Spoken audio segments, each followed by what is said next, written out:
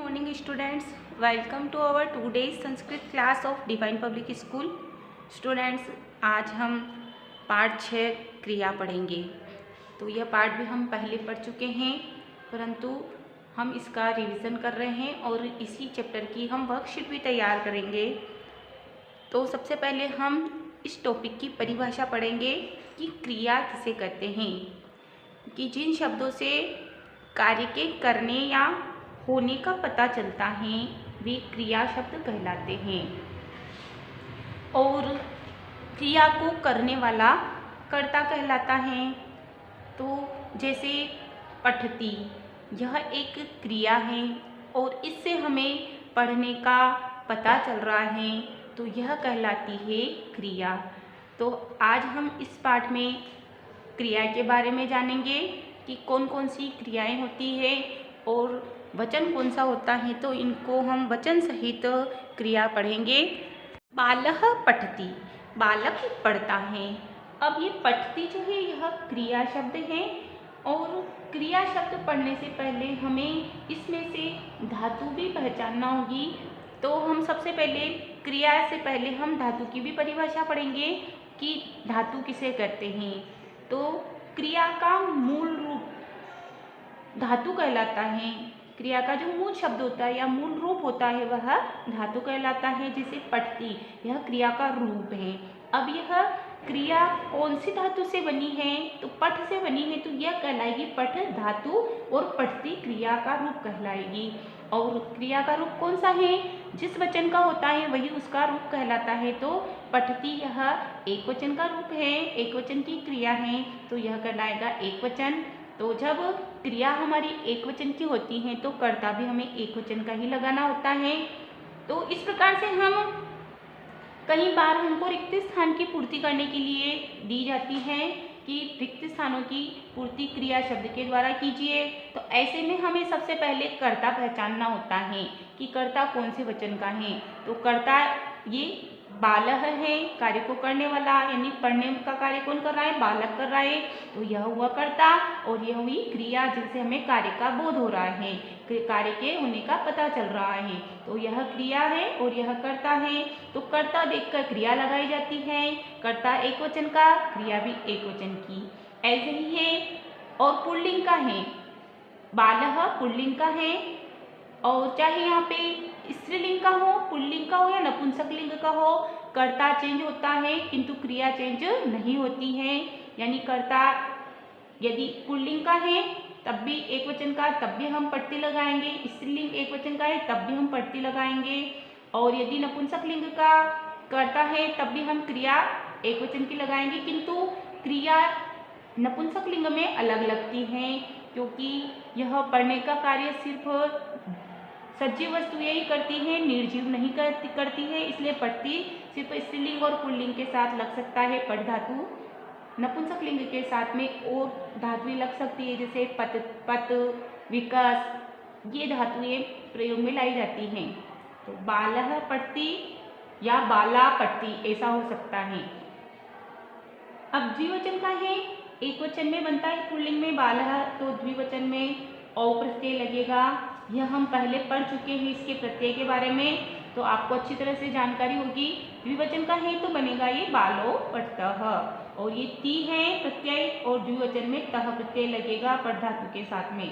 बालो पठतः, दो बालक पढ़ते हैं। बालाः पठन्ति, यानी बहुत से बालक पढ़ते हैं। तो बालाः बहुवचन का है, इसलिए यह भी बहुवचन की क्रिया लगी है।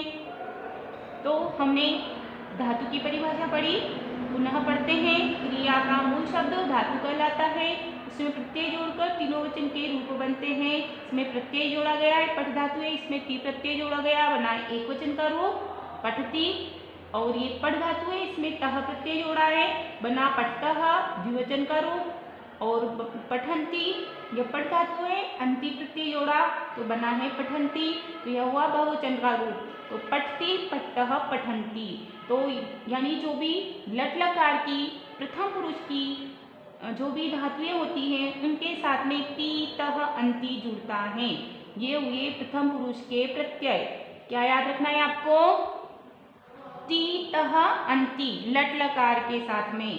तो पठती, पठतः, पठन्ति ऐसी अन्य धातुओं के साथ भी हम ती, तः, अंति जोड़ करके उसका एकवचन, द्विवचन और बहुवचन का रूप बना सकते हैं।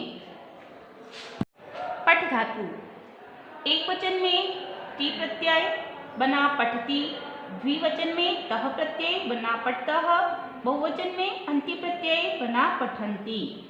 ये प्रत्यय केवल वर्तमान काल लट लकार प्रथम पुरुष में प्रयुक्त होते हैं।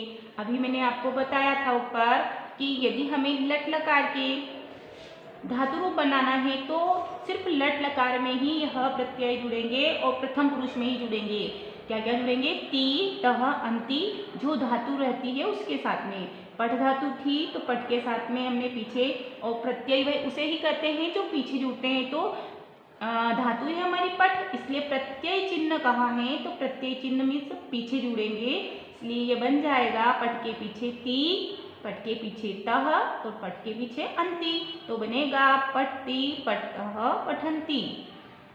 अब हम लेते हैं वाक्य। सह लिखती, वह लिखता है। सह पुल्लिंग का करता है और लिखती भी एक वचन का।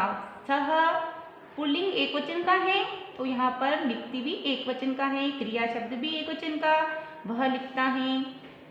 तो लिखता कर्ता द्विवचन का है तो क्रिया भी द्विवचन की ही है, वह दोनों लिखते हैं। ते लिखन्ति, वे सब लिखते हैं। तो कर्ता बहुवचन का, क्रिया भी बहुवचन की। तो इस प्रकार से हमें ध्यान रखना है कि हमें कर्ता के अनुसार ही हमें क्रिया लगानी होती है। कर्ता जिस वचन और पुरुष का होता है, क्रिया भी हमें उसी वचन और पुरुष की लगानी होती है। अब अभी यहाँ पर सिर्फ प्रथम पुरुष के कर्ता के बारे में बताया गया है, इसलिए हमने यहाँ पर प्रथम पुरुष के कर्ता के अनुसार ती, तः, अंति लगाया है।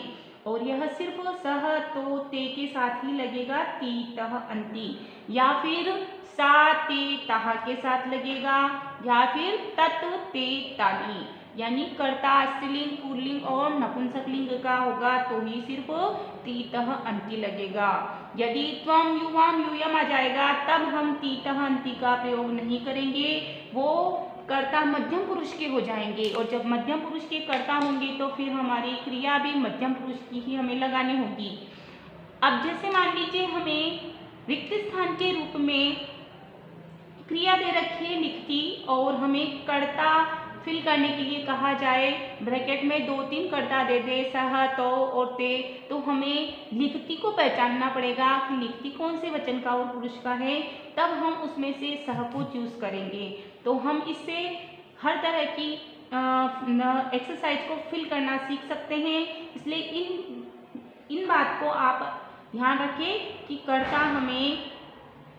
कर्ता के अनुसार ही हमें क्रिया लिखना होती है और पुरुष के अनुसार पुरुष भी पहचानना होता है।